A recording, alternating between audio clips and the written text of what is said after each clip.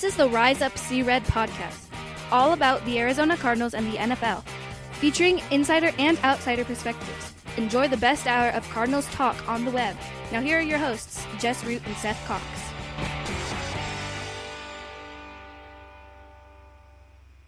Hello, Arizona Cardinals fans, and welcome to the latest edition of the Rise Up See Red podcast. I'm your host, Jess Root from CardsWire.com, the NFL wire site from USA Today. Now, today we are without Seth because of some scheduling things and when I was able to record the episode. Seth was not able to come on, and that's okay. So he will be back. He's not gone, and so you get to listen, or have to, listen to my voice for an entire episode. Episode 242. And guess what? The Cardinals got their first win. As you probably already know, they defeated the Cincinnati Bengals 26-23 on a last-second field goal by Zane Gonzalez in Cincinnati to improve to 1-3-1. And finally, Cliff Kingsbury and Kyler Murray get their first win. And we're going to talk about that on this show. Well, I'm going to talk about that on this show. As in this edition of the show, episode 242, I'll be talking about my reactions to the game. What did I take away from that win? There were some injuries. I'll talk about that. David Johnson, Tramaine Brock. There was an additional roster move of Trevor Williams being added to the roster. 5 weeks into the season, we'll kind of look at the debate is, did the Cardinals make the right pick with Kyler Murray, or should they have gone with Nick Bosa, who is having himself a season so far and was huge on Monday Night Football? We'll talk about some of the improvements on offense, as well as the durability of the offensive line outside of the right tackle position. We'll look around the division, then we'll preview the game against the Atlanta Falcons. So that's all. That's everything that I've got on tap for this show. Thank you for listening as always. And let's start with that game, because that game was a bit of a roller coaster because of how things started.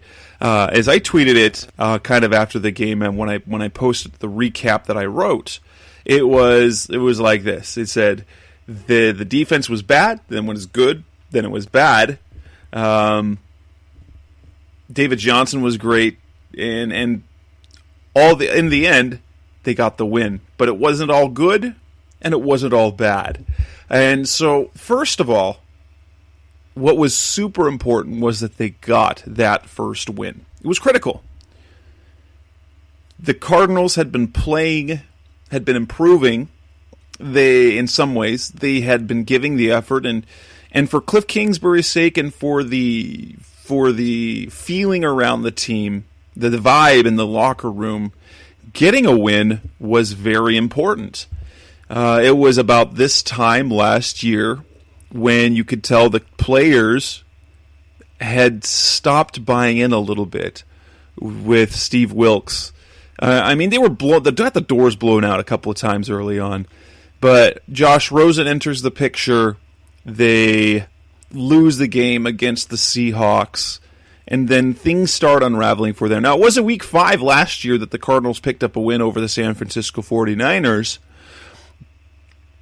But it feels like this one was a better win for the team, even though it was over a winless Bengals team, than the 49ers win a year. We're going to have to wait and see. But at least they got that. They got the monkey off their back. They're not winless anymore. In fact, they're not the only win. In fact, they leave the Bengals as a winless team. The Dolphins are still winless. And so it gives them that little boost.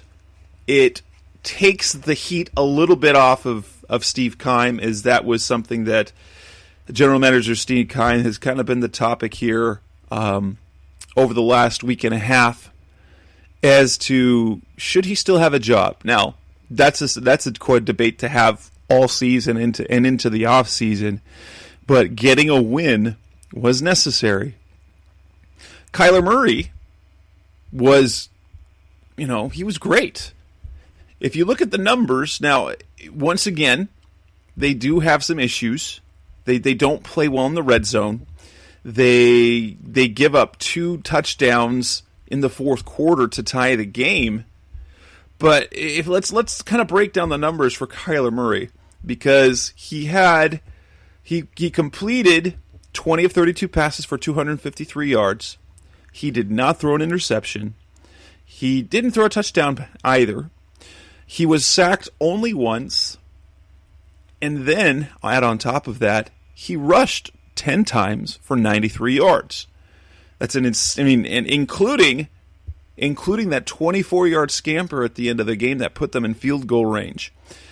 Murray continues to do a really good job of protecting himself. And interestingly enough, when Cliff Kingsbury was asked about, how Kyler did, he talked about his two favorite plays were actually incompletions. There were a pair of plays when Kyler just threw the ball into the ground, got rid of the ball, and threw it away instead of taking a negative play. One of Murray's biggest problems thus far has been simply forcing something or holding the ball too long, taking a sack, and putting the offense in a really bad situation. The Cardinals did a fantastic job of that. They avoided negative plays. And Kyler, who was only sacked once, he did a better job of getting rid of the ball. To, as Cliff calls it, know when the party's over. It's the first time I've ever heard that phrase used for that. Know when the party's over and live to play another play. And so what we got from Murray, aside from no touchdowns, no throwing touchdowns, no passing touchdowns, we got really the first sort of game where he not only made plays, but he also avoided mistakes. And the lack of touchdowns is concerning, especially with the Cardinals playing in the red zone. But you look at the metrics across the board in terms of their offense, and you have to feel positive about the direction things are going, especially considering where the Cardinals were a year ago in terms of their offense. Kyler scrambled when he needed to. He made big plays, and I think we're finally seeing him know when to use his legs, how to use his legs, and when to get rid of the ball. In fact, I'm not worried about the lack of touchdowns because touchdown passes come. Now, there was the one throw to Trent Sherfield in the end zone. On Twitter, some thought it was Trent who didn't come back. I think on TV, on the telecast, they also suggested that Sherfield should have anticipated a shorter throw. Cliff Kingsbury said that was more on Kyler. He should have made that throw. He should have gotten that throw deeper into the end zone. But other than that, you can't complain much. They used, now primarily, a running attack, which was very interesting. The talk up through the first month of the season was just how little the Cardinals had been running the ball. And how could you have a guy like David Johnson and not use him? Well, guess what? Maybe, just maybe, Cliff Kingsbury was telling us the truth. Now, Cliff Kingsbury doesn't tell us a whole lot, and we know that coaches don't like to reveal too much with the media. But Cliff has been very adamant about, the fact that they haven't been running the ball or they've been throwing it so much or using 10 personnel has been more of a case of circumstance of them being behind.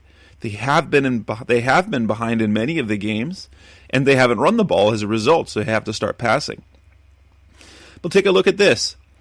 In a game in which they were never behind more than a single possession. In fact, they led for the entire game. They did. They led for the entire game. They were tied at the beginning.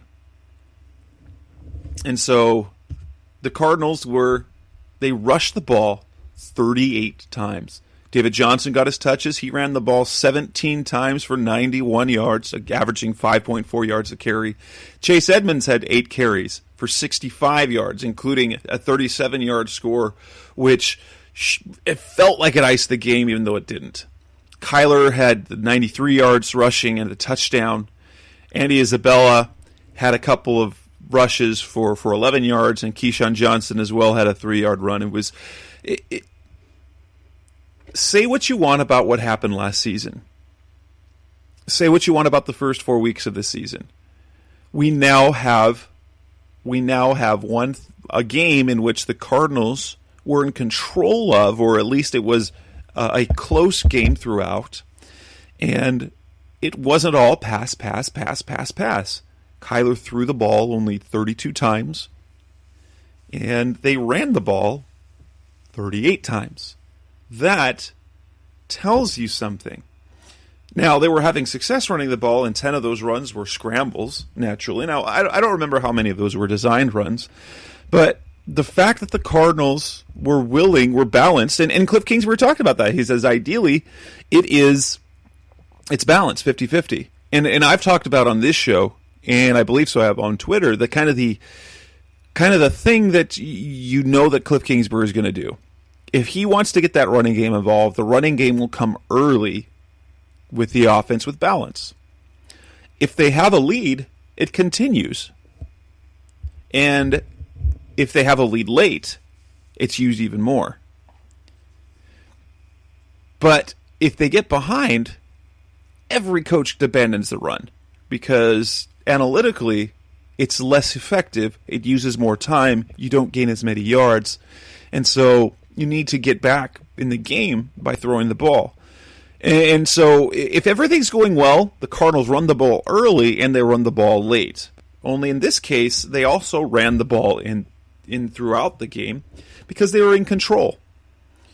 Is this what we can expect to see over the next several weeks? I think it's going to always come down to the fact, well, one, are they in a position to run the ball? Is it early in the game? Are they down more than one score? And two, how effective is it? We saw a number of things. David Johnson, like if you were watching the game, David Johnson's game didn't feel like the best game because there were there were a few of those 2-yard pickups and a couple of times when you clearly could see that he took the wrong running lane. Nonetheless, 17 carries, 91 yards, and then to add 3 catches for 65 yards on top of that, 156 total yards. There's really nothing to complain about that. 156 yards from scrimmage is a classic 2016 game. In fact, if you look at, aside from the struggles he's had with running the ball or the lack of running production, look at this. In 3 of the Cardinals games this season, David Johnson has had over 100 scrimmage yards. Now, let's not forget that in Week 1, he rushed for 82 yards. He had 18 carries for 82 yards. It was very productive. It's when things got out of hand against the Ravens and the Seahawks and the Panthers that the running game became sort of a problem because, well, they were falling behind or they were trying to play catch-up. And they weren't simply giving David the ball. His numbers this year, he's averaging over 4 yards a carry. His production is looking a lot like 2016, the difference being he didn't have as many touches. Now, he now has 3 games of over 120 yards from scrimmage. In that first game, he had 137 rushing, 139 yards from scrimmage against the Seahawks, and now we've got 156 against the Bengals. I think it's safe to say that David Johnson is back, that this season, the success that he has is built on the success of the team. And you might say that really kind of about any running back. But what's been fun is to see that they've been incorporating Chase Edmonds as well. Chase Edmonds is a guy that, well, you've heard the buzz about him ever since he was drafted. Steve Keim raved about his skill set. Steve Wilkes raved about Chase Edmonds and his smarts and his effort and his production, just what he did. And we've heard about, like all last year, Wilkes wanted Mike McCoy and Byron Leftwich to find opportunities to get him and David Johnson on the field at the same time. It only happened a handful of times. It still has only happened a handful of times, but he's now become an integrated part of the offense. He had 24 snaps on offense, which went up from I think it was 13 in Week 4. He carried the ball 8 times. He had 3 receptions. So he's now become a critical part of the offense, kind of a key piece, especially with the wide receiver position banged up and kind of inconsistent from some of the players down the depth chart. But Cliff Kingsbury is now on the record as saying we're better when Chase is on the field and David's on the field. Now, combined on the last 2 weeks, they have had 2 running backs on the field, I think, 8 times, 4 times each game. It appears that's something they're going to try and integrate a little more. There was more 11 personnel, 12 personnel on Sunday against the Bengals than there were in previous weeks. Again, they weren't playing from behind. And again, they were dealing with injuries at the receiver position, so they were down Christian Kirk, they were down Damiere Byrd. And so naturally, and they brought in Pharaoh Cooper, only being with the team for a week after spending, he was with the team earlier, but clearly using the tight end made more sense, especially with the running game and considering the lack of depth at receiver. Now, you look at some other things. The defense still has some question marks. That first drive was terrible. Well, they went down and they gave it. Actually, if I forget, Cardinals were down 3-0 after that initial drive by the Bengals, where Joe Mixon just torched them. 60 yards rushing in the first drive, and this is a team that had averaged 45 yards rushing per game as a team. The defense just didn't seem to know what they were doing, and they were fortunate to force Cincinnati to go with just a field goal. Then after that, things improved. So whatever adjustments they made, they stopped the run, and they defended the pass really well. Now, you're going to say, Jess, they got torched in the fourth quarter, and I'm going to point something out. That is true. The Cardinals did give up 2 fourth-quarter touchdowns, but I want to give you a little bit of context to understand why this might have happened. Tramaine Brock got hurt and missed the last 20-something snaps. What that meant is, now they still have Kevin Peterson, who's been playing pretty all right for the team so far, but that left them without a nickel cornerback. So that meant adjustments. That meant putting Buda Baker in the slot where he hasn't played all year. He played there last year, but it put him in the slot, and it meant there were 2 rookie safeties on the field at the same time. So Deontay and Jalen Thompson were both on the field at the same time. So for the last half of the fourth quarter, for much of the fourth quarter, you had 3 rookies in the secondary. So you have the 2 Thompson they're not brothers, the Thompsons, both at safety, at both safety positions. You had Buda in the slot. You have Byron Murphy, a rookie, playing at one corner. And then you have Kevin Peterson, who has only a handful of starts in his career, on the other side. Buda Baker would be the only real experienced, with any significant experience, the only guy in that secondary with significant experience. And what happened after Tramaine Brock got hurt? Well, we noticed the Bengals in hurry-up mode, and Andy Dalton, who is a skilled quarterback, he's not a great quarterback, he's not a bad quarterback, but he's definitely skilled, and a veteran quarterback who's been there and done that. He rallies the Bengals and makes some big throws for 2 touchdowns in the fourth quarter to tie the game. And after Chase Edmonds had gotten that touchdown, they gotten that 23-9 lead, that 14-point lead, it felt, all right, the game is on ice. And then the Bengals start to come alive. I think much of that was, well, yes, I think after the 2-touchdown lead that the defense kind of breathed a little bit. They kind of exhaled and felt that they had it in the bag, and so they did take things easier. Nonetheless, when you got 3 rookies in the secondary and the Bengals going hurry up and Andy Dalton being a veteran quarterback, that shouldn't be too deflating for a Cardinals fan to know what happened there. And so defensively, there's still lots to work on, but there was, after that first drive, there was a lot to be happy about. They gave up over 100 yards again on the ground, so they've done that every single week this season.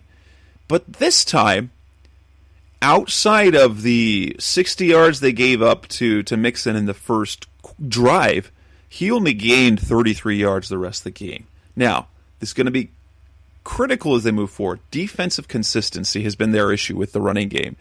Last year was the same thing. They would defend the run well for 15 plays and then give up 3 big ones. if the Cardinals appear to have found the right rotation up front, maybe they've got this run defense figured out. And in another week, because we only got one more week with Patrick Peterson being out with the suspension, get him back, and maybe this defense is in better shape than we thought. Now, say what you will of how they've started, we do know that every new system, new scheme requires adjustment. The offense is making progress. The defense hasn't been great. But let's see what happens when Patrick comes back. And we're about halfway through the season. Will the defense step up and be better? Let's stop that for now. Coming up next on the Rise Up See Red podcast, we're going to talk about the injury situation because it's not only Tramaine Brock, but David Johnson got hurt. We'll talk about that situation, the addition of Trevor Williams. That's coming up next on Rise Up See Red. We're back on the Rise Up See Red podcast, the best hour of Cardinals talk on the web. And I'm going to talk about the injuries that the Cardinals dealt with. Now, there was only one announced injury, and that was Tramaine Brock. He left the game once with a knee injury. It looked like he hyperextended it, but he came back in. It didn't do too bad. Now, mind you, Brock was dealing with a back injury all week leading up to the game and was limited in practice on, I believe, Thursday and Friday, and missed practice 1 or 2 days. I don't know what happened with the shoulder injury, but it was announced that he had a shoulder injury and was questionable to return.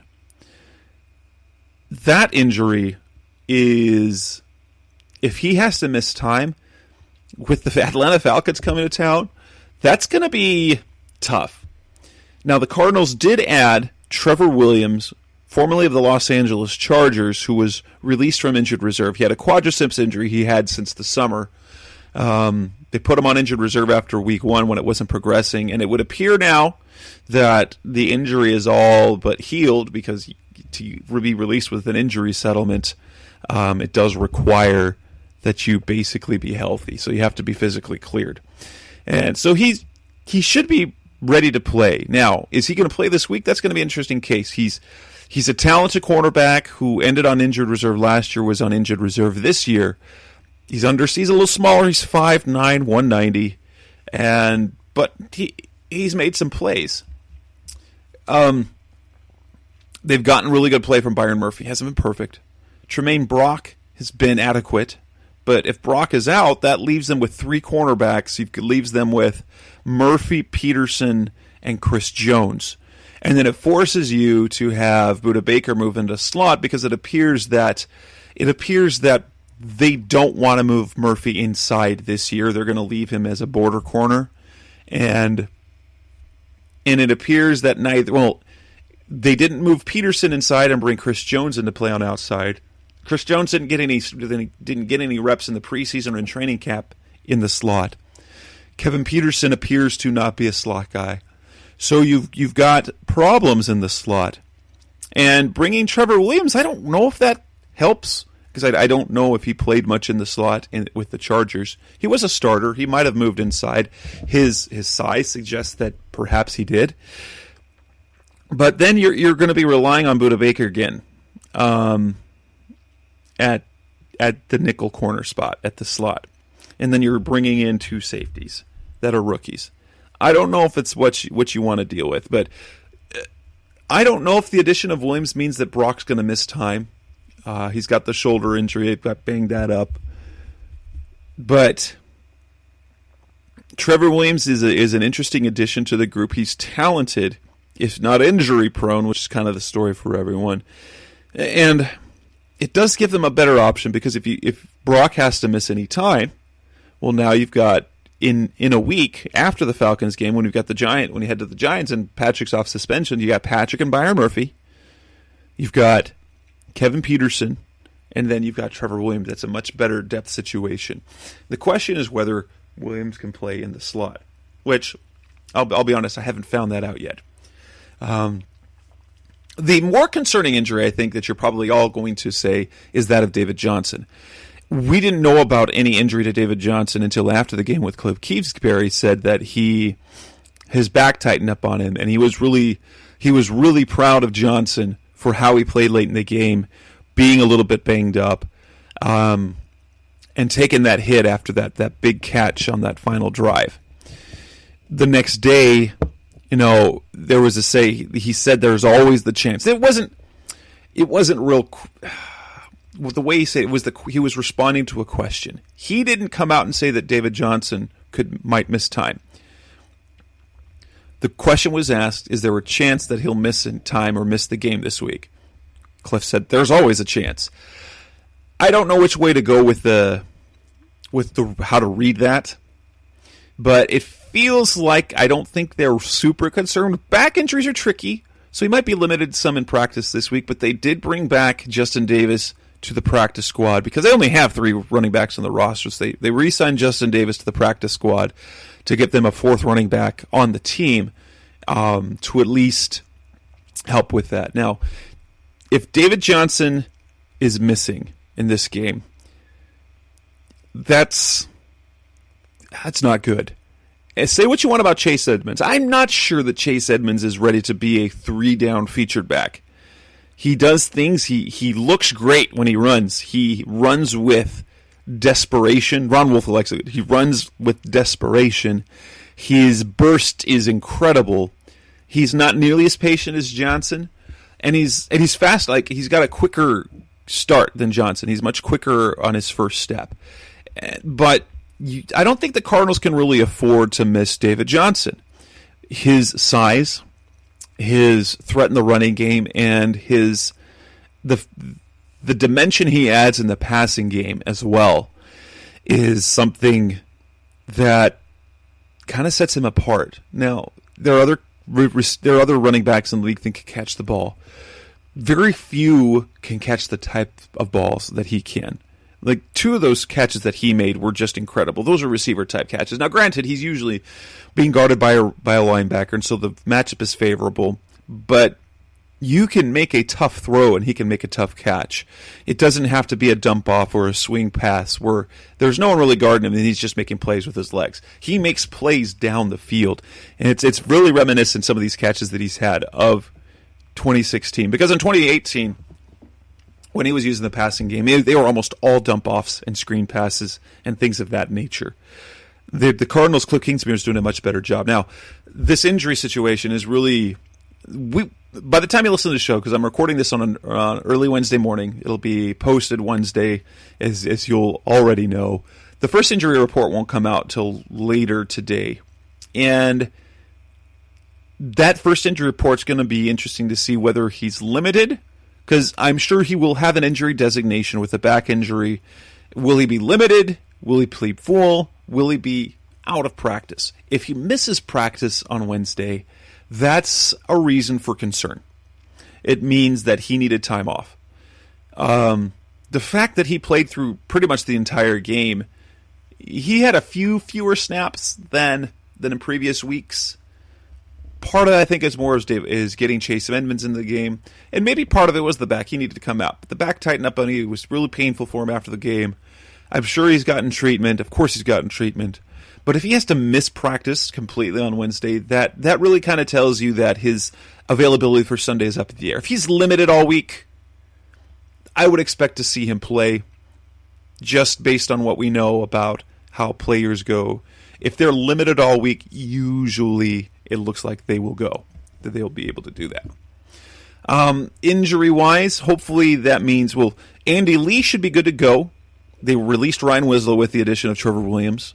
So Andy Lee will return to punting duties. I didn't even talk about Zane Gonzalez.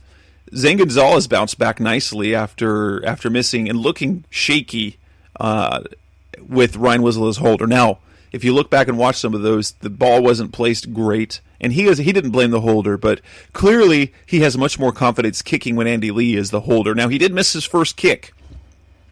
Guys miss kicks. He also made his next 4. So I think perhaps the worries about Zane Gonzalez, if he's not going to be perfect all year, but maybe the shaky performance against the Seahawks we can discount. And hitting his Final Four against the Bengals is more of something to be positive about, that getting Lee back in there as a holder should fix things. Lee comes back from injury. He will resume punting duties. We're going to wait and see on Christian Kirk. Honestly, I think I'll be surprised if he plays this week. There's a chance that Christian Kirk might come back. Damiere Byrd, I hope, is back. He adds an interesting dimension to the offense. And other than that, we'll have to see if Zach Allen is ready to return. And then, of course, Tramaine Brock.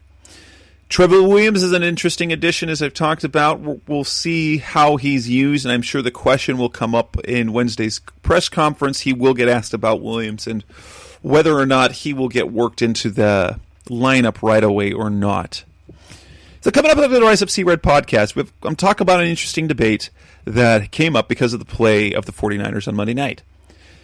Looking back now, would you Cardinals fans rather have Nick Bosa or Kyler Murray? That's coming up next on the Best Hour of Cardinals Talk on the web, the Rise Up Sea Red podcast. We're back on the Rise Up Sea Red podcast, the Best Hour of Cardinals Talk on the web. Now, Cardinals 1-3-1. They have Kyler Murray. San Francisco 49ers are 4-0. And Nick Bosa is having himself a very nice rookie season. He looks every bit as dominant as he's looking like the player everyone thought he was going to be. That said, he's got 3 sacks so far, so he's got as many sacks. He's got fewer sacks than Chandler Jones and Terrell Suggs. But he was a beast against the Cleveland Browns in their 31-3 win. He had 2 sacks. He had a forced fumble. It was kind of a statement game for him on national television. And it sort of has renewed the debate among a lot of people of should the Cardinals have done what they did. So essentially, would it be better to have Josh Rosen and Nick Bosa or Kyler Murray? This was the debate that Cardinals fans dealt with all the time leading up to the draft. Now we actually have some game tape. We've got some experience, and we can kind of reflect on whether that was the right choice. Would the Cardinals be better off with Josh Rosen and Nick Bosa, or would they be better off now with Kyler Murray? It's an interesting case, and traditional logic would say if they drafted Josh Rosen and really believed he was a franchise quarterback, then you have your franchise quarterback, and it's always better to add other pieces. A pass rusher is a premium position. So, if you're going with traditional belief, the Cardinals should have taken Nick Bosa. The problem is there wasn't much about Rosen's rookie year for you to be super positive that he was going to be a franchise quarterback. And if you look at his play so far with the Miami Dolphins, while he's not been bad, because he hasn't been, and he wasn't purposely bad, or it wasn't even like his bad last year wasn't even necessarily his fault. He was on a terrible team. He was getting hit all the time. But his play degraded throughout the year. And this year, there's been some positives. I like to think about it this way.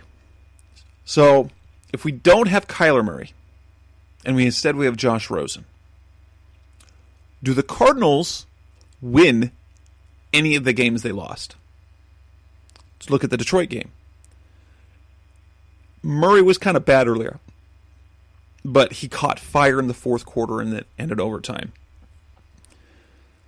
If that's Josh Rosen, are they able to do they fall behind as early?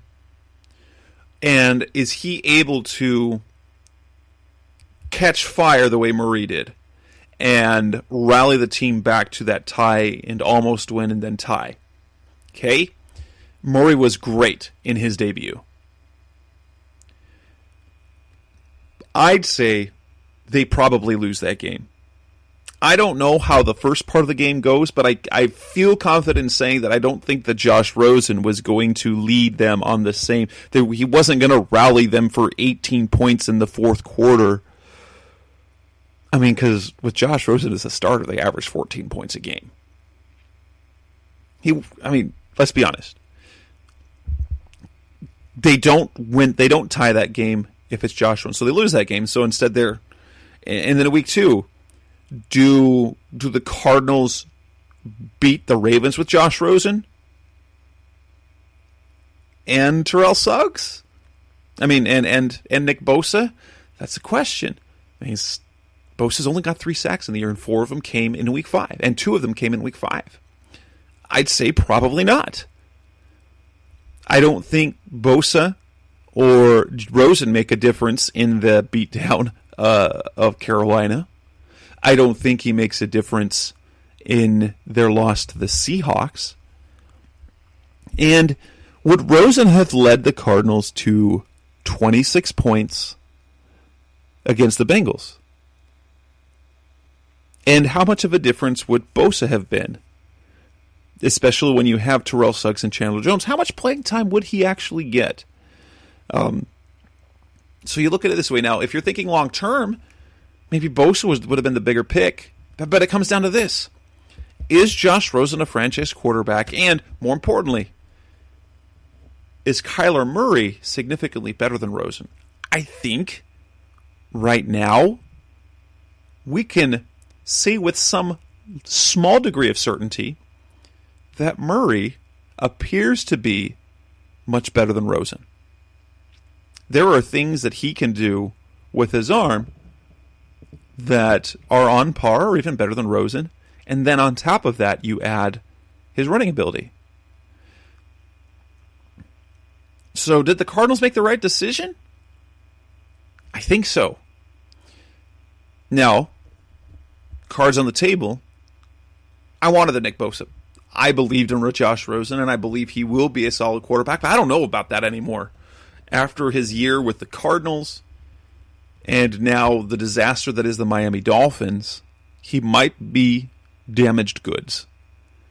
He might be damaged goods. For as much talent as there is, I don't know if he's going to ever get a real shot at being a starter with a team that has any semblance of talent. He's going to be the guy that teams just get. He's going to be Blaine Gabbert. And Blaine Gabbert's had himself a fine career in the NFL. Like, in terms of lasting in the league, I mean, when you last as long as he has in the NFL and you make quarterback money, you've had some success as a starter, but mostly he's not been a great starter. And you're still a backup, you're still in the NFL, you've made plenty of money, your life is set, and no one can say that, oh, you were terrible. You lasted in the league for 8 years, 9 years. Josh Rosen is on that career track now, unless he can get in the right situation. Maybe he still will do that and will develop into the quarterback, but it appears he is not the impact player right away that Kyler Murray is. That said, that's what I wanted. I wanted the Cardinals to go with Nick Bosa and keep keep Josh Rosen and build around him, because I would have liked to have seen what happened. However, it appears that the Kyler Murray versus Josh Rosen debate appears to be clear that Kyler Murray's got the higher ceiling and appears to be a better player now. And that being the case, they did make the right choice. In a couple of years from now, if Bosa is an all-pro. But here's the thing with Bosa as well. The injury concerns were real because he missed the summer. He missed the spring workouts. He missed time in training camp.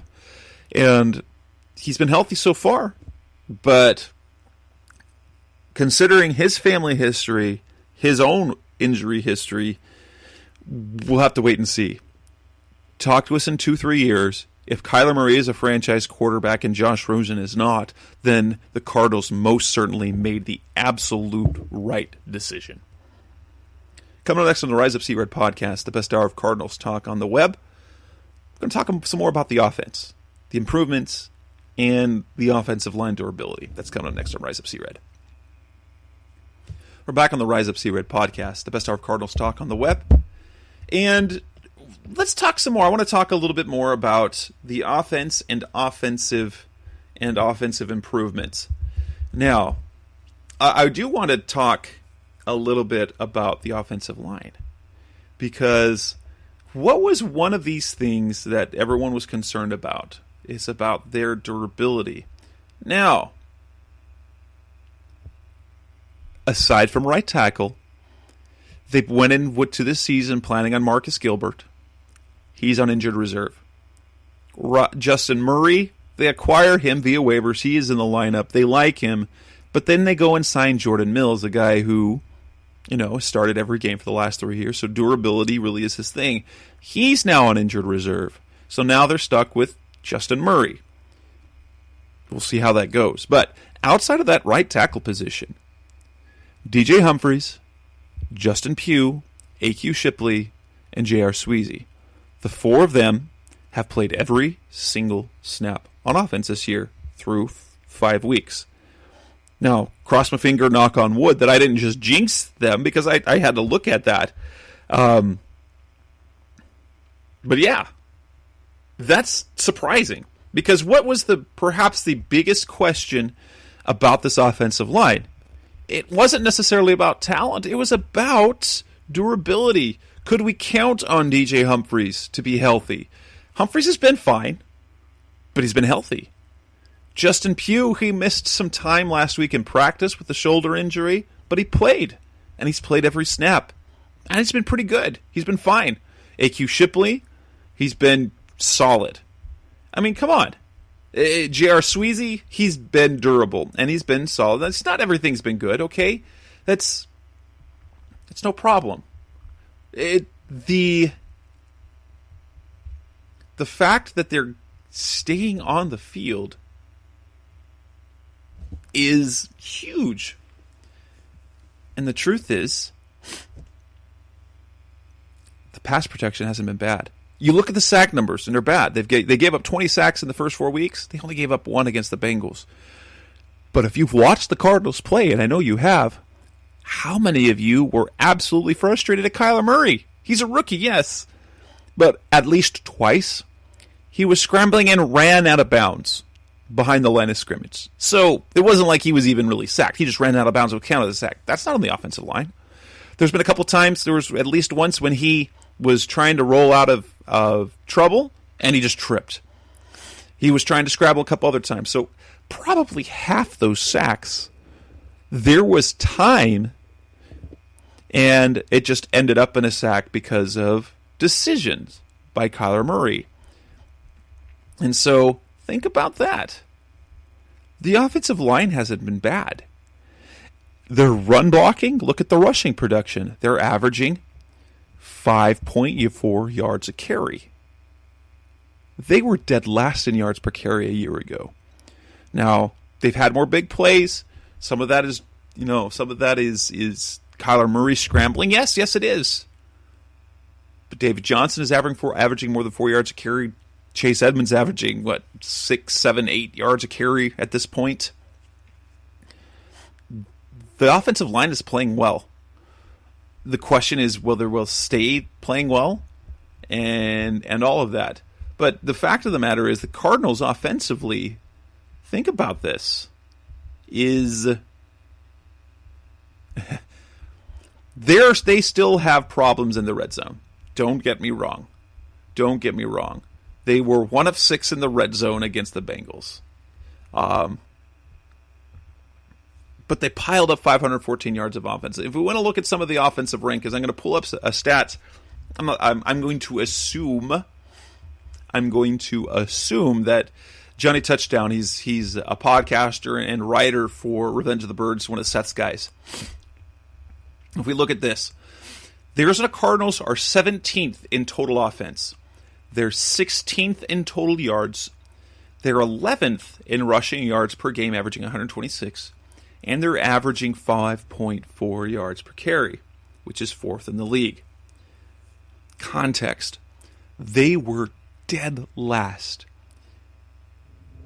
in pretty much every single category, except for rushing touchdowns. They were dead last in almost every single significant offensive category. So to go from dead last to middle of the pack to above average, the truth is that is historic. That's historic. It's amazing. They've had red zone problems. The touchdowns are going to be coming. The touchdowns will be coming. This is a new offensive scheme with a rookie quarterback. And if you think about it, whom did they add to the mix? They got healthy offensive linemen back, and they added Kyler Murray and Cliff Kingsbury. And they've gone from being a terrible offensive team, terrible, to a competent offensive team. Competent. They scored 26 points. 26 points. The Cardinals, I don't think, scored more than 21 offensive points in any game last year. That is incredible. They put up over 20 against the Lions in week 1. They added 26 against the Bengals. And here's the thing. The Cardinals are 8th in the NFL with 22 scoring drives. 8th in the NFL. Okay? The touchdowns, they need to score touchdowns. They were so bad. They had so few scoring drives. In fact, last year they were great in the red zone. They were one of the best teams in terms of red zone efficiency. The problem is they never got there. So, say what you will, the defense has been more of a problem than the offense. Scoring in the red zone has been a problem. Negative plays have been a problem. Offensive scheme, not a problem. The Cardinals are an average to above average offensive team now. They were so bad. So bad. And now they're pretty okay, which is so positive. Coming next on the Rise Up C-Red podcast, the best hour of Cardinals talk on the web, we're going to talk about the division. Look at the NFC West, what the Cardinals have to do to get back in the mix. That's coming up next on Rise Up C-Red. We're back on the Rise Up C-Red podcast, the best hour of Cardinals talk on the web. And hey, well, let's take a look at the NFC West. The NFC West is a little bit surprising because right now the team at the top is the San Francisco 49ers at 4-0, and they look good. They look good. Now, have they really beaten anyone? That running game, very good. Jimmy Garoppolo has been solid. The defense is legitimate. Now, can they sustain it? The Rams, on the other hand, seem to be struggling. They're 3-2. They're in third place in the division. They've lost 2 in a row. They're far from out of it. The Cardinals at 1-3-1 pretty much are out of the mix in the division already. Because you've got the 4-0 the 4-0 49ers, the 4-1 Seahawks, and a 3-2 Rams team that is more talented than its record. And there are concerns about them and Jared Goff, but one of their 2 losses was to Russell Wilson and the Seattle Seahawks, and it was only a loss because Greg Zuerlein missed a field goal. Most of the division games haven't happened yet, and they kind of start this week because the 49ers will play the Rams, and then we'll kind of get a look at if the 49ers are for real. How do they do against the Rams? How do they do against the Seahawks? They still, I believe, have all their division games coming up. But if we look at the Cardinals and their schedule, they've got the 49ers coming up twice in the next few weeks. They will play them on Thursday Night Football, on Halloween night. Then a couple weeks later, they'll play them again. And so it'll be interesting to see how that shakes out. Now, the team that they're playing really well is the Seahawks. Their first 3 wins were far from they weren't super positive wins. You didn't feel confident with them. But now they're sitting at 4-1. Russell Wilson. Say what you want about Patrick Mahomes. Russell Wilson is playing at another level right now. He's playing at another level, and he's playing in an offense that almost handcuffs him. He now has 1,400 yards passing. He has 12 touchdown passes. He hasn't been picked off yet. He's completing 73% of his passes. He is playing at a god level right now. We saw him pick apart the Cardinals. We saw him pick apart the Rams. That team looks really good. The Cardinals pretty much, I mean, if you want to look at the outlook for the schedule the next couple of weeks, they do have two very winnable games, and if the Cardinals are making improvements, they should win two of these next. They should win at least one of these next two games, because they have the Falcons at home, a 1-4 Falcons team. Then you've got the New York Giants on the road. Both are winnable.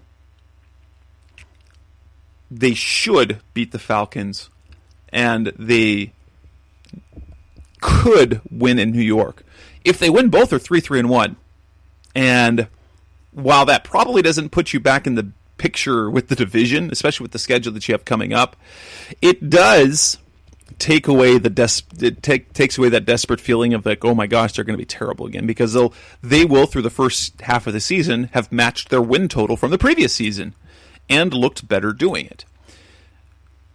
Now, as we look at the division, suddenly the 49ers games looks much more difficult than anticipated. I think I predicted 2 division wins this year, maybe 3. That if they get 3, that means they're going to have to. I don't think that the 49ers are a team.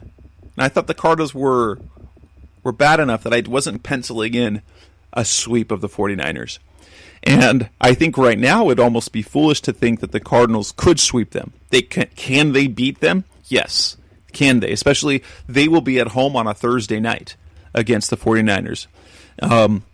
Playing at home on Thursday night almost always is an advantage. It won't be nearly the significant advantage over the 49ers because it's the same time zone. So it's not like there's the travel factor. That said, the Cardinals will need to they'll need to steal a win or two in the division. They really do need to win a couple of division games to show some progress, because going 0-6 in the division would be really rough. They've already lost their first division game to the Seahawks at home, so they've got the 49ers at home and on the road, the Rams at home and on the road, and Seattle in Seattle. They will end their season in Seattle and in Los Angeles. And so the division is tough. Is it the NFC North where you've got 4 teams that are all very good right now, where you've got the Packers, the Lions, the Vikings, and the Bears, all of whom are kind of in the mix?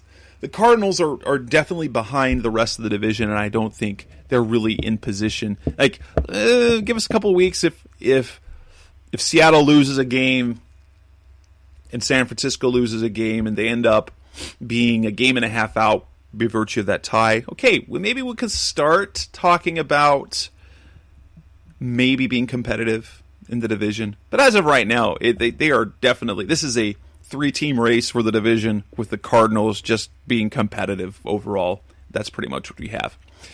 Coming next on the Rise Up See Red podcast, I'm going to talk about the upcoming game. We're going to look at the Atlanta Falcons and make my predictions. That's coming up next on Rise Up See Red. We're back on the Rise of See Red podcast, the best hour of Cardinals talk on the web. Thanks for bearing with me all by myself today in this edition. But the Falcons, they are a bad team right now. They sit at 1-4 on the year. Defensively, they're better defensively in terms of yards than the Cardinals. They rank 23rd in yards allowed. The Cardinals are near the bottom. Now, let's kind of look at what the points they're giving up per game. Let's look at the points that we're giving. They are allowing 30 points a game. They are the second worst defense in the league. Now, they're not quite Miami Dolphins bad, who are giving up 40 points a game. And the Cardinals aren't much better. They're allowing 27.6 points a game. So they got the fifth worst defense in terms of points allowed. The Falcons are giving up 30 points a game. They're giving up 378 yards a game.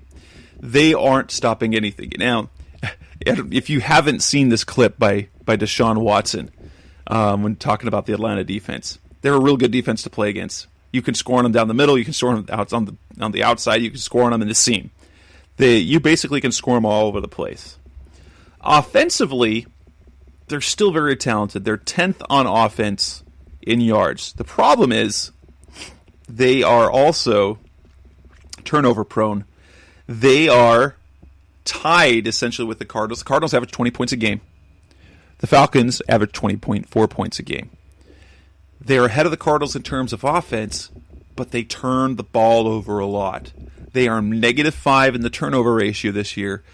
Matt Ryan has been picked off 7 times. Now, granted, the Cardinals have yet to intercept a pass this year. And they don't run the ball very well. So this game is very winnable. The problem is, because the Cardinals defensively have questions, this is an Atlanta offense that definitely can explode. Matt Ryan has 11 touchdown passes. He's got over 1,600 yards through 5 games. He's completing 70% of his passes.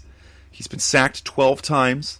So you look at his numbers, they're okay. But he has been intercepted 7 times, so he's averaging more than an interception a game.